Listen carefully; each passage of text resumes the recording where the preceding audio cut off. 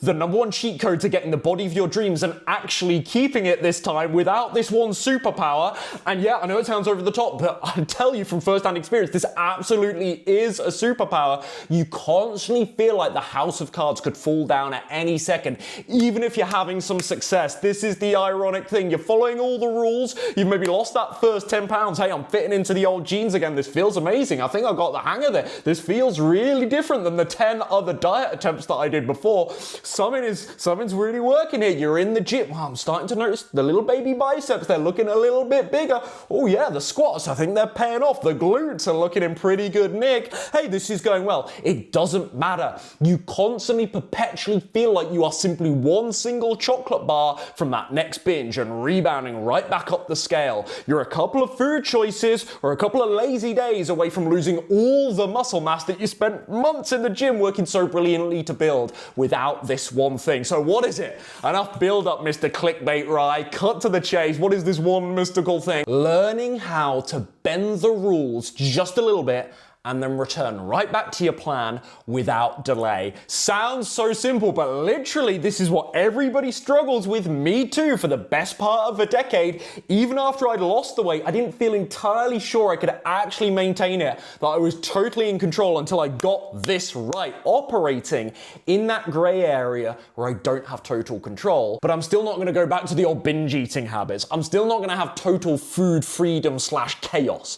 How do we do that? How do we just operate in that gray area instead of the all or nothing paradigm that literally everyone, it's the archetype of the all or nothing dieter that literally everyone thinks they are. And I don't mean that patronizingly, but it is kind of funny that if you ask the question, hey, are you an all or nothing dieter? Like everybody raises their hands. There's something in that paradigm where people feel like, hey, when I can control everything, it's easy, right? When life is calm, there aren't major stressors. You know, the kids are at school, we're in a good routine, I don't have holidays planned, there's no visitors or guests, there's nothing on the social calendar this week. Yeah, perfect, I can follow the rules and then I lose 15 pounds, it's great. But when all hell breaks loose, when life throws me a curveball, I'm going right back up the scale. I'm eating 3,000 calories a day. I've got no structure. It's utter chaos. I've got no routine whatsoever. What on earth do I do? This is the superpower. This is the cheat code that you need to develop, and it took me a long time. So in this video, I want to share with you the 4 things that really helped me, and this is so poignant because I had guests last week, so I'm going to walk you through the exact 4 things that I did over this last week to still wake up and have the old visible abs, even if it wasn't perfect, even if the quality of my diet was a bit naughty, and I broke lots of my rules, we still ended the week in reasonably good shape. This is how. Step number 1, this is most important, I actually still cooked loads this week, including for my guests, which is how you do it. You invite all the guests over and you say, hey, I'm handling dinner tonight, guys. And then nobody's inviting you out to eat. Nobody's saying, hey, let's go here and grab a bite to eat. And you're absolutely terrified. Oh my goodness, what's going to be on the menu? Even if there's something healthy on the menu, I feel a bit ill-disciplined right now. I could easily be talked into something. This is how you do it. So about 80% of my diet this week was still actually my normal routine, my normal diet. Now, that's not possible in every single circumstance, I appreciate. I'm just giving you the example of what I did this week so successfully. But, you know, if you're traveling, that's difficult. But this myth that just because something goes wrong in your life, you can't cook at all, you might just need to simplify. You might need to get the Airbnb with a small kitchen. You might need to make sure the hotel room has some cooking facilities. And you're then going to do your oatmeal in the microwave or just with the hot water from the kettle. That you're going to go to the grocery, you're going to go to Whole Foods, to Tesco when you touch down, and you're going to get a couple of bits, and you don't have cooking utensils, so you're going to do healthy wraps and sandwiches and things that don't really need refrigeration or reheating or 20 different ingredients you can use. This is the thing, people, and I've done this many times, so no moral high ground here, I promise you. People, I think it's, especially with travel, it's like, oh, that's game over then. They're already defeatist. They're already checking out before, but there's so many little troubleshooting tips and workarounds. And step number one here is cook as much as you can still. Invite your guests to be part of that. And that is already at least going to control a good portion of your diet. For me last week, it was 80%. That's really good. Doesn't always go that way. Sometimes it's less. But if you can get even 50% of your meals sorted, well, that's 50% of your meals that are not in this red danger zone where weight gain might happen. Step number 2, what about stuff stuff you can't control though, when you do actually go out to eat, well, what do you do then? Well, as a rule of thumb, stick to the most whole foodsy items on the menu, because these are likely more sensible in calories than the very obvious burger, pizza. Chinese food is really calorific. What about those Indian curries? Especially with Indian food, you can actually have some good staples there, but all the side dishes, the naans, the pakora, samosa, etc., the calories can just skyrocket. It's always really greasy, really oily. So you'll see, like last week, I'm eating meals, when I go out to eat, I'm eating meals that kind of look like they have all the same ingredients as I eat at home. And I'm not going to cast myself as a perfect person with this, I'm not. But last week I go out and we have the no tuna salad, bunch of veggies there, nice fibered dish, you know, and we don't know the calories, right? Even if the menu says this superfood salad is 437 calories, you don't know how generous the chef might have been on that day. You don't know how accurate that calorie data. Who's calculating that? You don't know. Is it just ChatGPT guessworking it?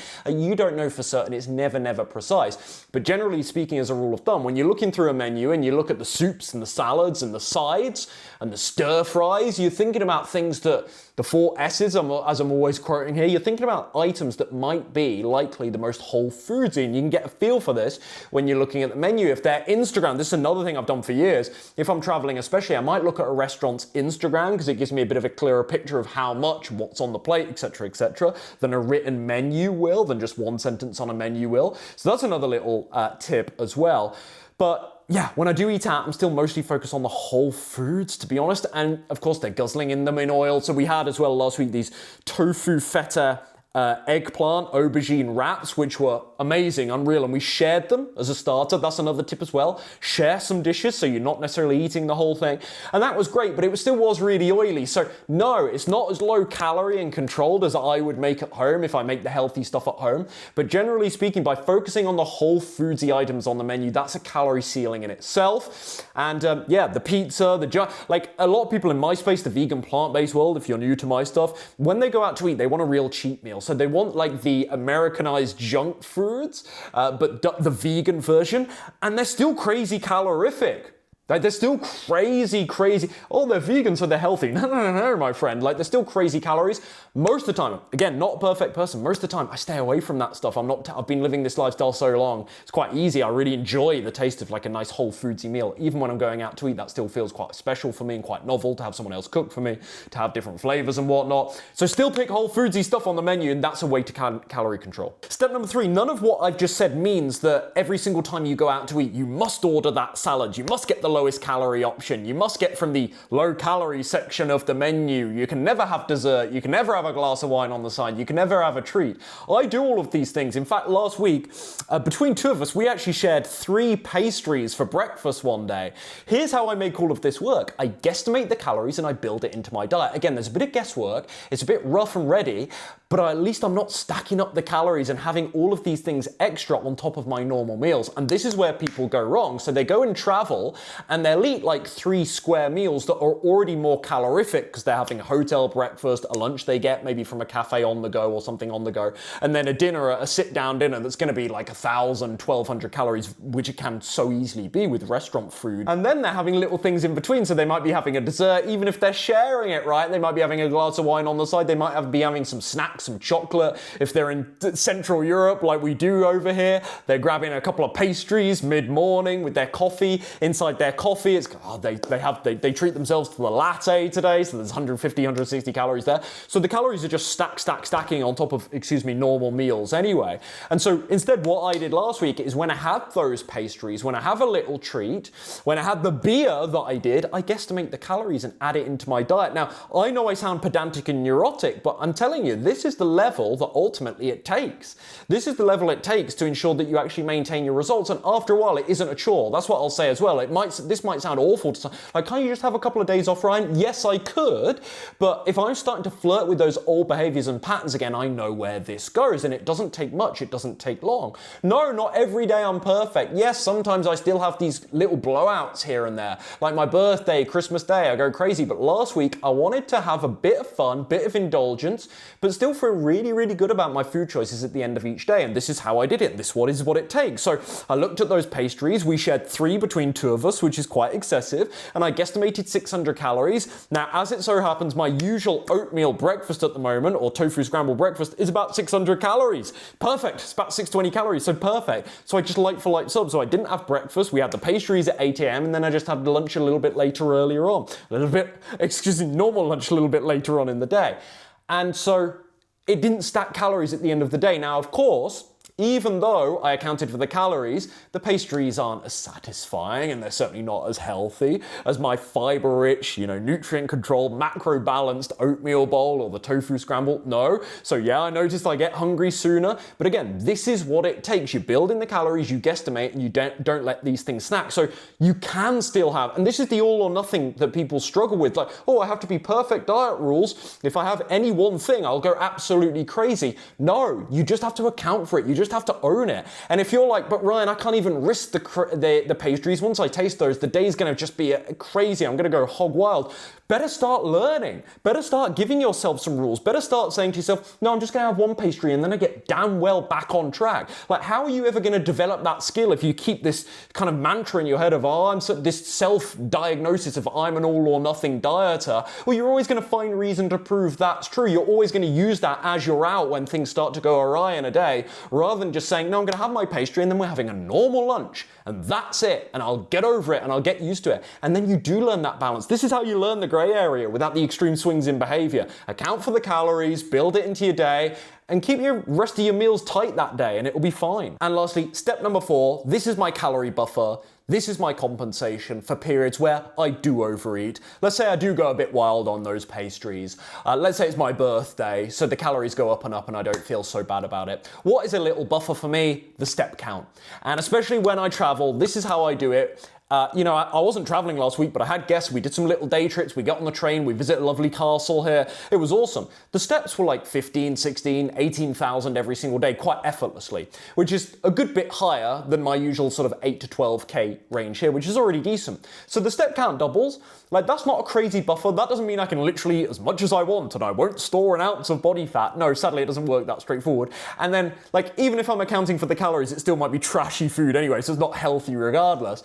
But from a weight management perspective, at least, it's just that little buffer. It might be an extra 100, 200, 300 calories burnt from the walking, and that just gives me that little bit of seedling, that little bit of wiggle room, so where I don't have to feel so guilty or don't have to overthink, I am going to share that starter now. I don't have to think, there's kind of a lot of oil in this dressing, I won't have it, etc., etc., etc. It allows me to just relax about some of the deviations, whereas I think what a lot of people are doing is they're going nuts. So they have the deviation, but then they go nuts about it, and then they try and do some compensation thing with food later on. I'd just rather get the steps up. If I know that I've had a high step count, I can have those calories. I don't have to get into that kind of, I have to restrict something crazy mindset, and I can just burn those few extra calories and feel satisfied with that. Gym-wise, in my really busy, stressful periods, I just don't care. Steps for me are the fitness foundation. No, I get a workout.